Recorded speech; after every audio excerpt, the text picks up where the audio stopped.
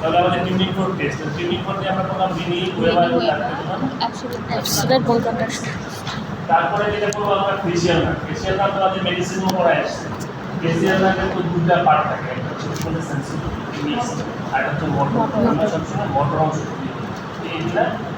হ্যাঁ, motor sensitive অংশটা কি আমরা টেস্ট সল্ট সুগার এই দুটা দিয়ে আমরা মোটর অংশের মধ্যে ধরো প্রেশার ট্রান্সফারটা হচ্ছে পাঁচটা, পাঁচটা টেম্পোরাল, ডায়নোমেটিক, পার্টাল, ভার্টিকুলার, একটা সার্ভাইকাল।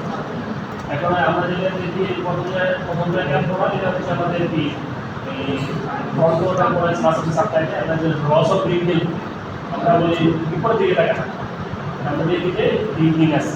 যদি লস অফ ব্রিথিং থাকে তাহলে কিছু বুঝে গেলে তারপর আমি চোখ বলবো, আমি ঘুরতে যাবো দিলেন না, শক্ত করে ধরে ঘুরতে যাচ্ছে দিচ্ছে না। যদি কোনো জায়গায় পলসেও দেখা যাচ্ছে তুমি চোখ বন্ধই করতে পারতেছে না, খুলে যাচ্ছে সহজ। এটা দেখলাম, এটা থেকে আমরা ডায়নোমেটিক। তারপর আমরা গানগুলা পাওয়ার দেখেন ডিসক্রিট মাসে ভ্যাকসিনেটর। তারপরে আমি কি দেখেন কার দেখেন, তারপর খুলে এগুলোতে একটা অরবিটালি সরি করে এটা হচ্ছে আমাদের হচ্ছে মার্জিনাল মেমব্রেন। তারটা গান দেখা যাবে যে তারটা খাতে যদি কোনো জায়গায় মার্জিনাল মেমব্রেন পলস হয় তাহলে ওই দিকে যারা আবার ওল্টেজের ওয়াটার আছে পলস আছে বাম সাইডে বা ডান সাইডে পলস আছে এদিকে পলস এর কেন আমাদের দিকে নিয়ে আসে ওগুলো আমরা ফেশিয়াল নার্ভ থেকে আমরা কানের ক্ষেত্রে ফেশিয়াল নার্ভ দেখি কেন ব্যাপারে ফেশিয়াল নার্ভের যে কোর্স মানে আমাদের এই মিডিয়াল ইয়ারের যে সম্পর্ক দিয়ে এখান দিয়ে বের হচ্ছে।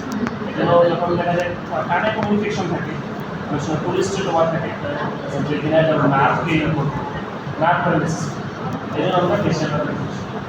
আর লাস্টটা বলে যে যেটা করে শক্ত হয়ে থাকে তাদের হচ্ছে আসল টপ হচ্ছে পাকিস্তানি সার্ভিকাল ট্রান্সফার। তারপরে হচ্ছে ফেশিয়াল নার্ভ। আবার সবার শেষে আমরা কি ফিস্টুলা, সবার শেষে ফিস্টুলা টেস্ট করি কেন? ফিস্টুলা কিসের সাথে ফিস্টুলা দিই?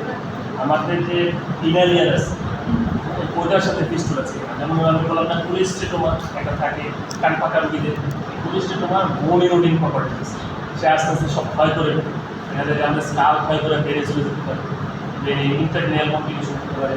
ফেশিয়াল নার্ভ তো একটা ক্যানেলের ভিতর থাকে, ক্যানেল ভেতরে ফেশিয়াল নার্ভ প্যারালাইসিস করে দিতে পারে। এমনকি আমাদের যে ইনার ইয়ার তো একটা বনির মধ্যে থাকে, কি বলে বনি লেবিরিন, বনি লেবিরিন বনি লেবিরিন তো সে ক্ষয় করে দিই ইনার ইয়ার। আর ইনার ইয়ারে তো আমাদের বিকাশ করে আমাদের ইয়ারিং আর একটা করে কি ব্যালেন্স।